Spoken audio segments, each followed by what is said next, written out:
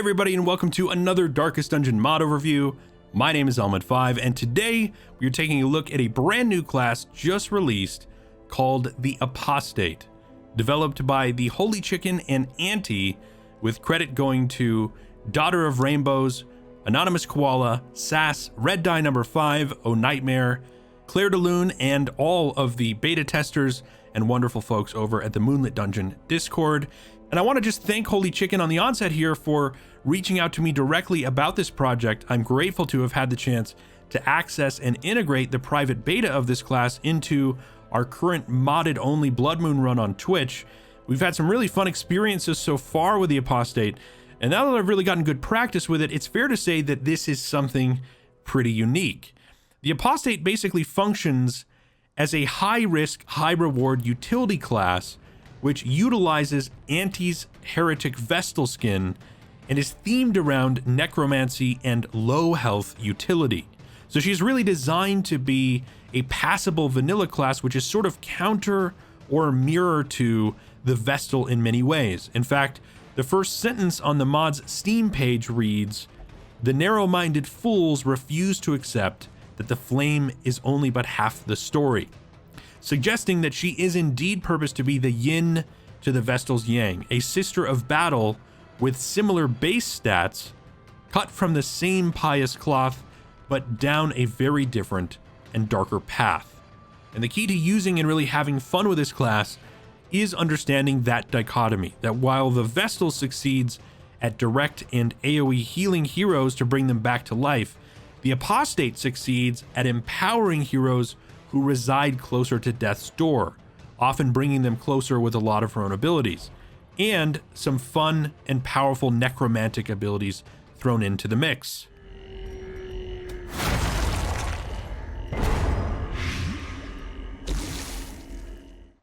Now, the description for this class reads, "Denounced by the church for straying from the light, these former Vestals now seek out those texts declared forbidden and apocryphal in their search for the truth. Many question their morality, but none doubt their tenacity. The Apostate acts as a formidable group leader who empowers allies as their wounds mount. Despite renouncing the healing practices of the Vestal, she still has the uncanny ability to keep others from succumbing to death, albeit through very different techniques. When provoked, she is capable of unleashing power that devastates any who stand in her way."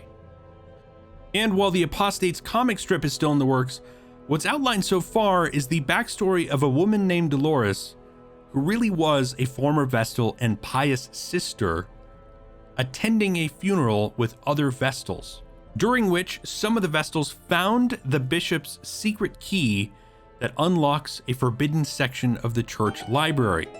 Wanting to know all there is to know about their faith, the Vestals take advantage of the distraction and break into the locked section of the library in search of the truth. The tomes they find there are unsettling and reveal new rituals and passages with dark implications. However, they believe that these texts are still part of their faith and should not be ignored, so they commit themselves to attempting the rituals therein. As night falls, returning to the casket and dressed in hastily modified robes, they begin the ritual, and the corpse is reawakened.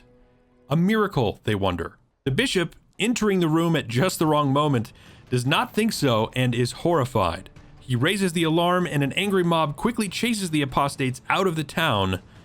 The Apostates now believe that the light, i.e. the church, is teaching only a subset of the truth, and that all aspects of the faith should be practiced. Together now on the road to the hamlet, with their newfound apocryphal text and necromantic power, and a shared determination to wield it. Now, when looking at the Apostate, we've already made several comparisons to the Vestal, and we're just going to do that back and forth. And if we just take a look at the snapshot of the stats here, let's just go back and forth here. You can see the only real difference is the speed right here. So this has just slightly higher speed, and that is actually mechanically important for the way that she works around her utility and buffing allies in your group, but should feel very much like playing a Vestal. However, Resistances are just slightly different. These are slightly less across the board. Stun, blight resist, decent bleed resist, but low move, stun, blight, decent disease resist, whereas the Vestal has actually slightly higher values here. Now, before we take a look at each of her individual abilities here, I just want to point out a couple things. And the first is that this is largely a utility class. So much of what she has in her kit here is usable and flexible in a lot of positions. And it's really purposed to buff and empower the rest of your group, but that is dependent on them being below 50% HP. So you're not going to get a lot of value out of these if the members of your group are not below that 50% HP marker. She does, however, have some pretty nice offensive abilities here, which have some great utility and help actually get your heroes closer to that 50% marker. And that starts with Condemn, which is a ranged attack usable in any position except for one. It targets any enemy in any position. It has an accuracy base 90, minus 60% damage modifier, plus 10% crit. It will pull an enemy forward 2 positions and debuff them for minus 2 speed and plus 7% damage received.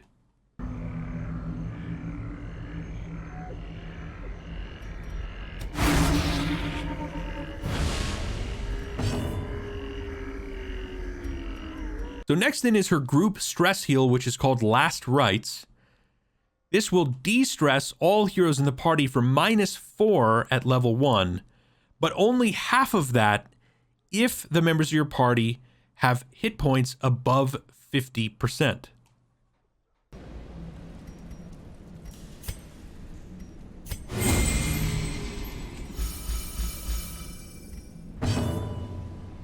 So next is one of her most important abilities called Apocryphal Texts. This can only be used once per battle, and it can be used in any position. It is a free action, so you can cast this once before casting any other ability. It will buff all heroes in the party for plus 2% death blow resist. But if heroes are below 50% HP, it will also give them 15% damage and 4% crit. Important to note here, though, that if you cast this and heroes are above that 50% line, they will also suffer 2 HP damage, which can actually help them get underneath that 50% barrier.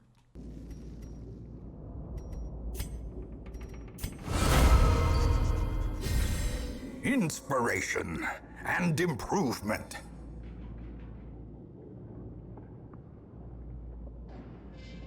So the next in her kit is Borrowed Time, usable in any position. This awards another hero in your party with 1 Aegis block, completely negating the next hit that they take. It also cures them of any bleed or blight and buffs them for 15 dodge at death's door, but has a 1-round cooldown.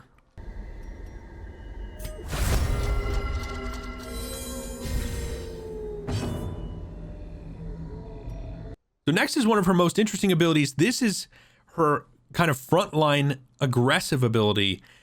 Tenebrosity is a ranged attack usable in rank 1 or 2. It will target all 3 of the frontline enemies. Accuracy base 90, damage modifier minus 50%, a crit modifier of minus 8. It has a low chance of 40% to stun any enemy that it hits. It reduces your torchlight by 5. The next time you cast it will do 33% more damage. And then very importantly is this part down here. When you cast this, it debuffs the entire group for minus 25% healing received for a couple rounds. And again, they suffer 2 hit points if they are not already below 50%.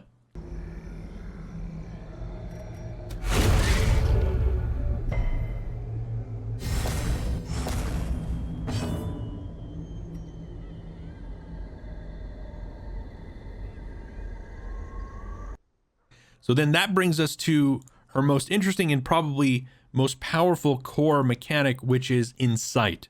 This can only be used in position 3 or 4, and this is the really important thing here. It awards another member of your team an extra turn. It gives them an extra action this round.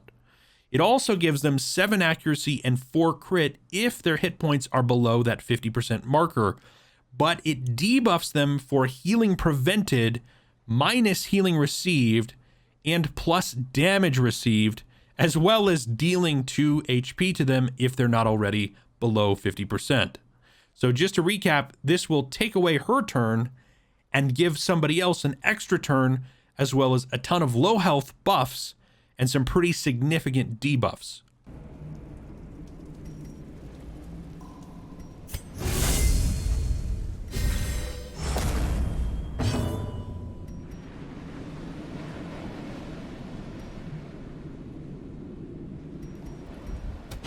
Destroyed. So now we come to my favorite of her abilities just in style, which is her corpse explosion. Desecrate can be used in any position. It can target any position. It will only hit corpses. It clears the corpse in an explosion, which reduces the torch by 5, and then blights enemies for 2/3 with a 60% chance to stun them with the shockwave.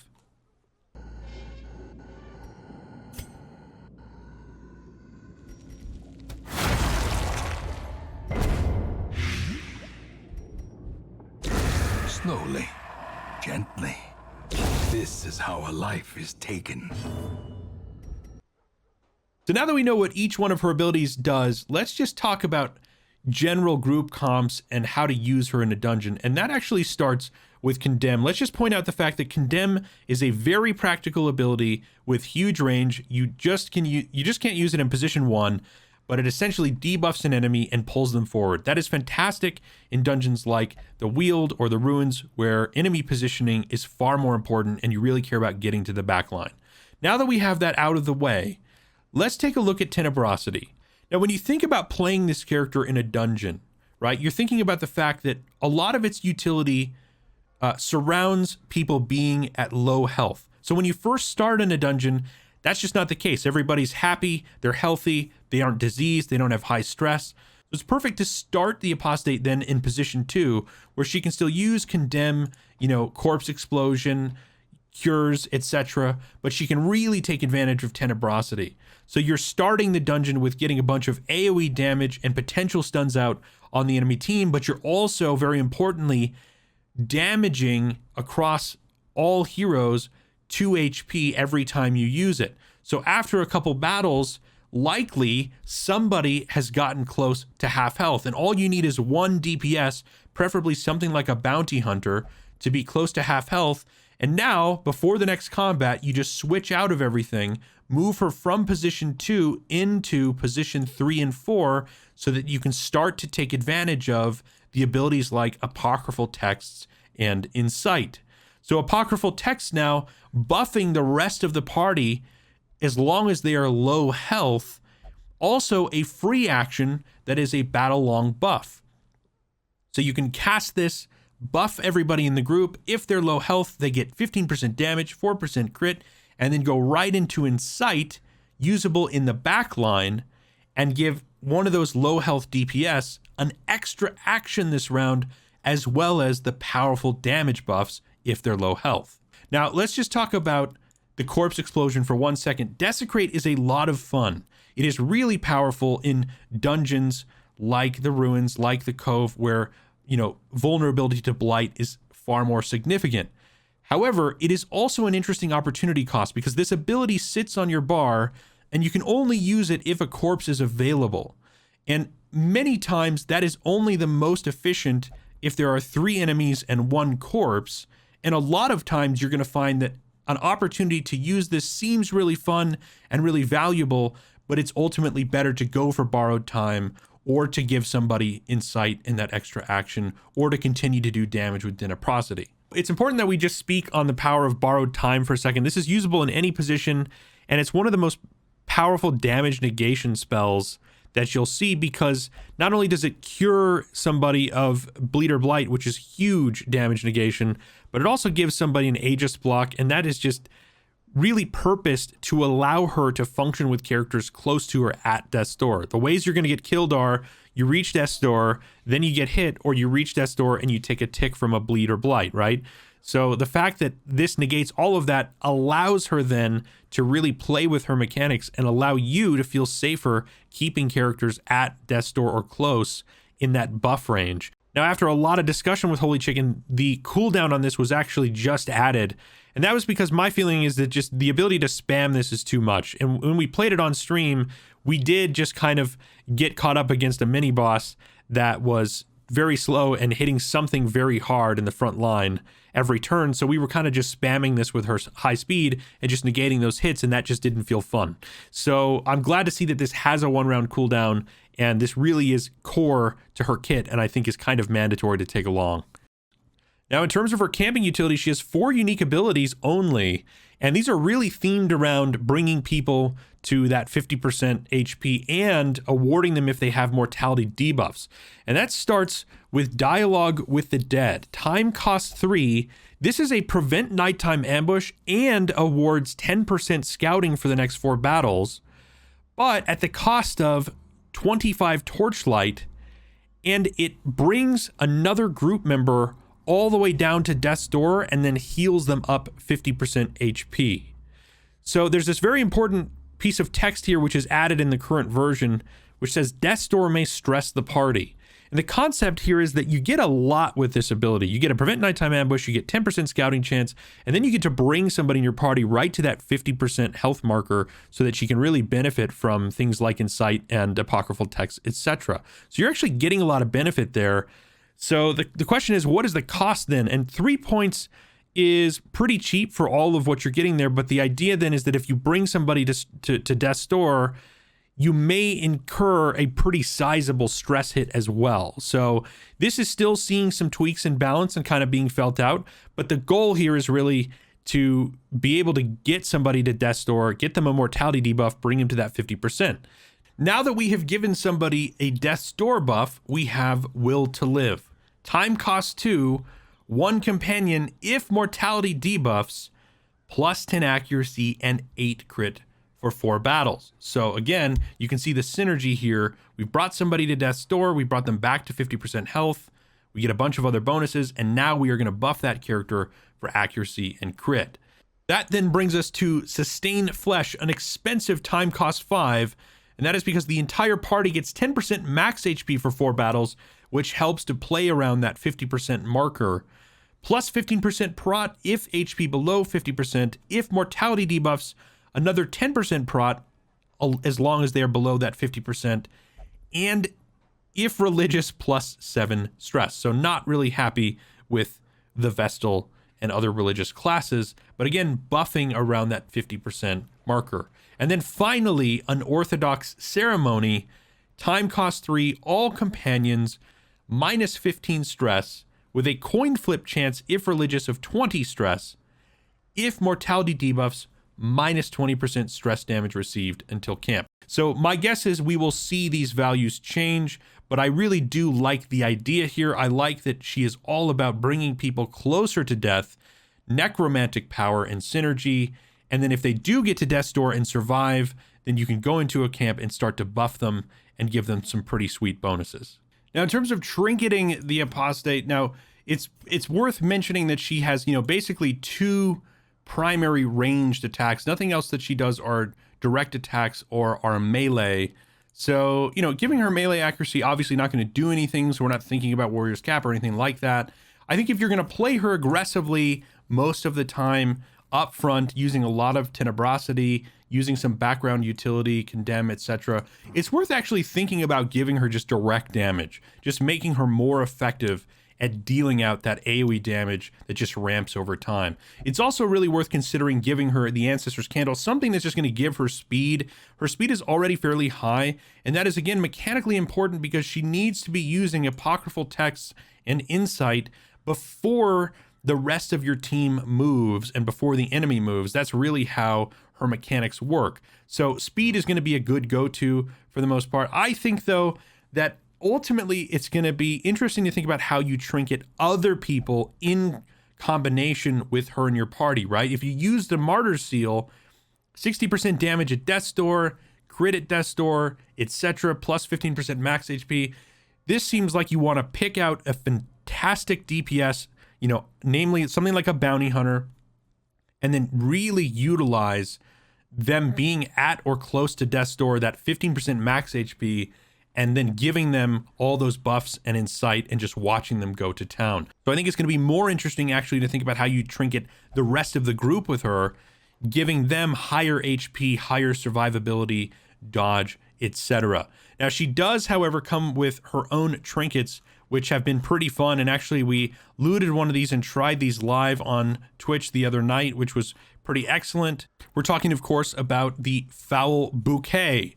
The Apostate only desecrate 30% blight skill chance, 30% blight amount, 20% stun skill chance, but reducing her speed by 3. So that set us up to allow other members of the team to get a killing blow, produce a corpse on the enemy side, and then get a huge amount of efficacy out of using desecrate. There's also some pretty useful utility stuff like mundane scripture, the Apostate only 25% stress heals, so getting a lot more value out of spamming last rites. And of course she has a Sunward trinket and a Crimson Court trinket. I'd love to hear in the comments below what you think about this class, and what do you think the best group composition would be to play with her? How do you best take advantage of a powerful DPS being close to death's door, getting 2 turns and absolutely hammering the enemy team? And of course, I'll have a link to download this class just below the video. Remember that as long as you're playing on PC, it is quite easy to install mods through the Steam Workshop. All you have to do is head over there, find the mod you're looking for, make sure you subscribe to the mod, and then boot the game, and then head over here on the side of your save file to your mod selector, and then make sure that you click in the one that you want. Make sure you pay attention to on the Steam page if any of them require your mod to be loaded in a specific order. Congrats to the team behind this mod. I think we are still just in the early stages of its release, and we're going to see some changes as things go on here, and I'm excited to see that because this really is something that has a fun idea and is fairly unique. We don't see a lot of death's door mechanicry happening in this game, and it's kind of fun and refreshing. Thank you guys very much for watching. Make sure to subscribe to the channel for more modded content and everything else Darkest Dungeon. And of course, join us on Twitch as we are playing this and many other new and interesting modded classes against all kinds of crazy enemies, custom bosses, the Sunward Isles dungeon, etc. We are having a blast and we would love to see you there. Thanks everybody. See you next time.